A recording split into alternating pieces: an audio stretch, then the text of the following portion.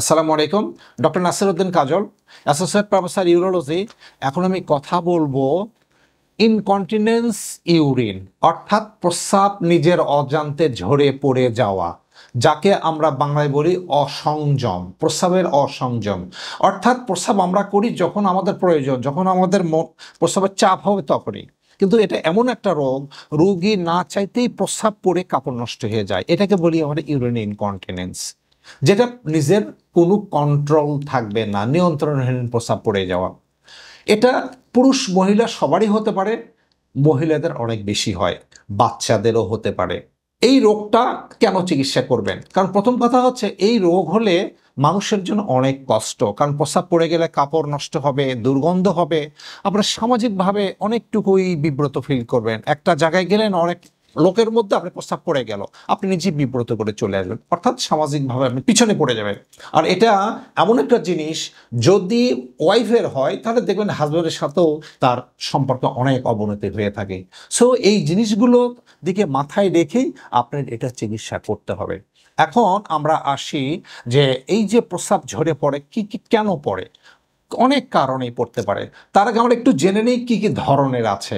একটা আছে যে হাঁচি কাশি দিলেই প্রস্রাব পড়ে যায়, বা একটু দৌড় দিলেন বা একটা লাফ ঝাঁপ করলেন, ভারী কাজ করলেন, প্রস্রাব পড়ে যায়, একে বলে স্ট্রেস ইনকন্টিনেন্স। আর একটা আছে আর্জ ইনকন্টিনেন্স। আর্জ মানে কি?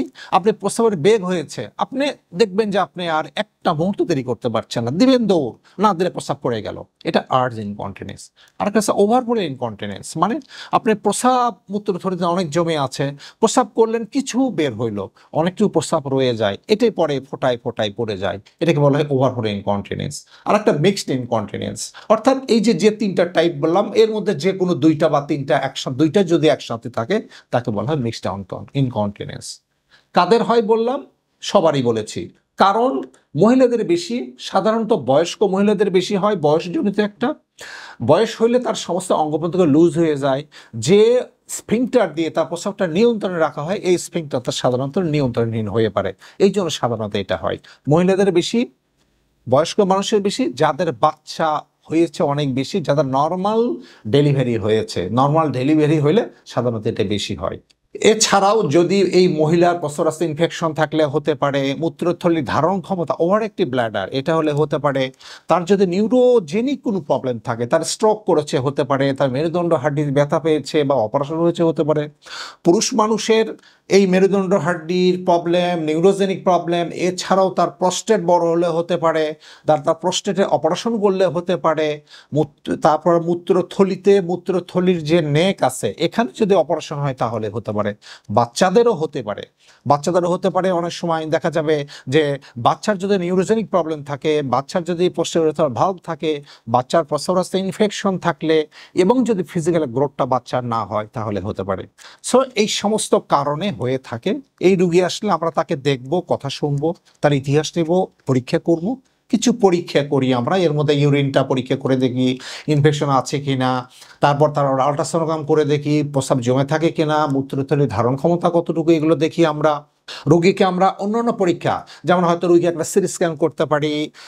এগুলো করার পরে ইম্পর্টেন্ট আরও কিছু পরীক্ষা করতে হবে, যেমন রোগীকে ইউরোডাইনামিক স্টাডি করতে হয়, রোগীকে সিস্টোস্কোপি করে আমরা সাধারণত রোগটা নিশ্চিত করার চেষ্টা করি। প্রথম কথা হচ্ছে তার ইনকন্টিনেন্স আছে, তারপর কি ধরনের ইনকন্টিনেন্স, সেই হিসেবে তাকে আমরা চিকিৎসাটা দেওয়ার চেষ্টা করি। তো যা হোক, অ্যাজ এ হোল বলতে গেলে রোগীকে প্রথমে আমরা একটু সাহস দিই, কাউন্সেলিং করি যে হ্যাঁ এটা একটা রোগ, আপনি ভালো হয়ে যাবেন, টেনশন করেন না, আপনি একটু টেনশন মুক্ত থাকেন, আমরা চেষ্টা করছি। রুগীকে পানিটা পরিমিত খাওয়ার কথা বলতে হবে, খুব বেশি পানি খাবেন না। প্রচুর রুগী আছে দিনে 8 লিটার 10 লিটার পানি খান, বারবার ওয়াশরুমে যাচ্ছেন, প্রস্রাব পড়ে যায়, নেভার।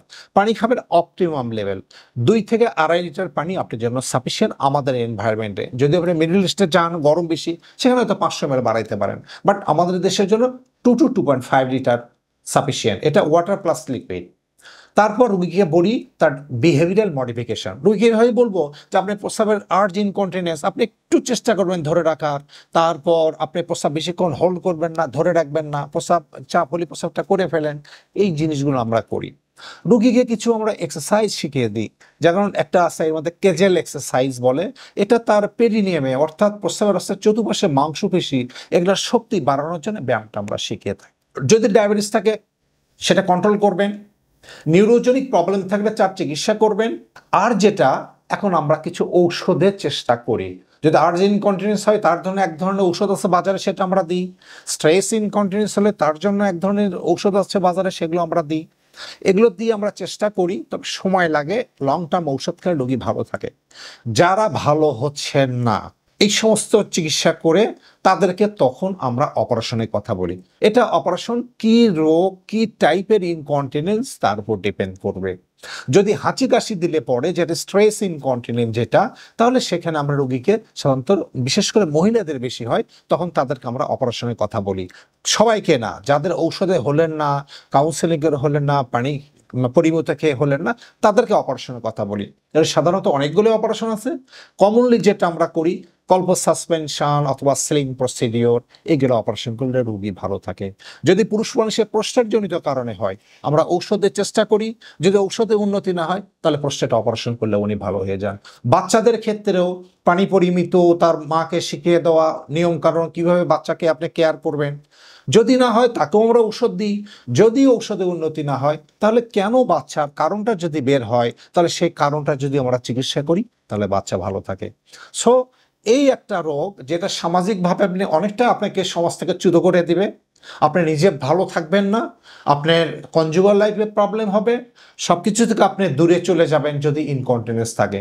সো এই সমস্ত রোগী যত দ্রুত সম্ভব আপনারা ইউরোলজিস্টের সাথে যোগাযোগ করবেন। আমরা আপনাকে দেখে আপনার রোগ নির্ণয় করে একটা প্রপার চিকিৎসা দিব, আপনি ভালো থাকবেন ইনশাআল্লাহ। ধন্যবাদ।